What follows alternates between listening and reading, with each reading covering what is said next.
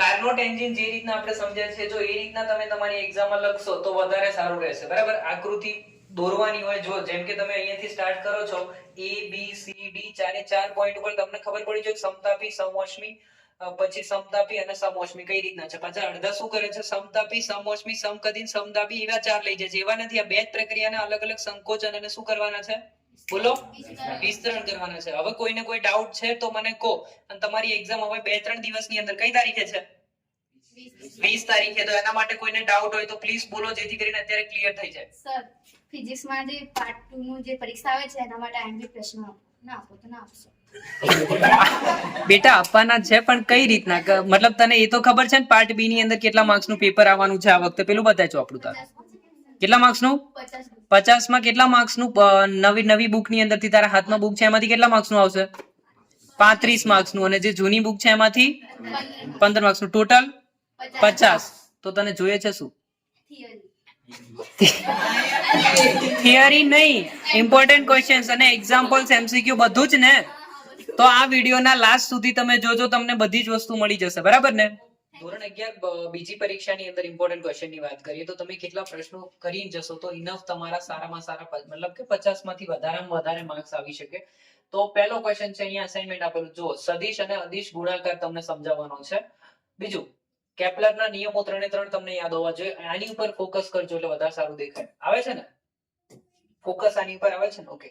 પ્રતિબળ અને વિકૃતિ વચ્ચેનો જે ગ્રાફ છે, તમને ખબર છે પ્રતિબળ અને વિકૃતિનો આલેખ શું છે? જેમાં પ્રતિબળ ચલે છે, વિકૃતિમાં હુકનો નિયમનું પણ પાલન થાય છે. અલગ અલગ પોઈન્ટ્સ આપેલા છે ABCD, જેમાં ડી પોઈન્ટ પછી ફ્રેક્ચર આવે છે. એના પછી સ્થાયી વહનની લાક્ષણિકતાઓ આપવાની છે તમને. પછી શું છે, ન્યૂટનના ગતિના 3 નિયમો આવડવા જોઈએ. સદિશ અને અદિશ રાશિઓ કેટલી છે એની માહિતી હોવી જોઈએ. થર્મોડાયનેમિક્સના નિયમ ખબર હોવો જોઈએ, શૂન્ય ક્રમનો, પ્રથમ ક્રમનો, બરાબર. બીજો નિયમ પછી 2 છે, ક્લેસિયસ, ક્લેપેરોન, એવા 2 નિયમો છે એની અંદર આપેલા છે. સાર્થક અંક જે છે એ સમજાવવાનું નહીં તો બેસ્ટ પૂછાશે. જે 15 માર્ક્સ નું પાર્ટ 1 ની અંદર આવવાનું છે એમાં તો તમને સાર્થક અંકો છે, પછી પ્રક્ષિપ્ત ગતિ છે, એમાંથી જ આવશે. અહીંયા તો પણ તમે કરો, દબાણને સંબંધિત દાખલા કરો, પાસ્કલનો નિયમ કરો, બર્નૌલીનો સિદ્ધાંત સેક્શન ડી માં આવશે, ફિક્સ આવશે, યાદ રાખજો. ટોર્કના નિયમો છે, હવે એ નહીં કરો તો ચાલશે, બરાબર. રેખીય ગતિ, ચાક ગતિ વચ્ચેનો સંબંધ આપો, આ ઇમ્પોર્ટન્ટ છે, આપી દેજો. પછી ટોરેસેલિસ નો નિયમ, આ એટલું બધું નથી કઈ. પછી ગેલિસિક અને બોયલ્સ અને ચાર્લ્સ, આ 3 નિયમો યાદ રાખજો, જેમાં અમુકમાં તાપમાન અચળ છે, દબાણ અચળ છે અને કદ અચળ છે, જોજો. પછી કદ પ્રસરણ કોને કહેવાય? ઉષ્માની અંદર તમને ખબર છે કદ પ્રસરણ કોને કહેવાય? તો જો કદ પ્રસરણ શોધવું હોય તો delta V = alpha V delta T. તો એ રીતના. પછી રેખીય પ્રસરણ શું છે? Delta L = alpha L delta T વગેરે વગેરે, બરાબર. ગુરુત્વાકર્ષણની અંદર બી તમને ક્વેશ્ચન મોસ્ટ ઇમ્પોર્ટન્ટ છે, ડી ઊંડાઈ h ઊંચાઈ. પછી પ્રક્ષેપ ગતિ મેં તમને કીધું જ. વિનનો સ્થળાંતરનો નિયમ યાદ રાખવાનો છે બધાને.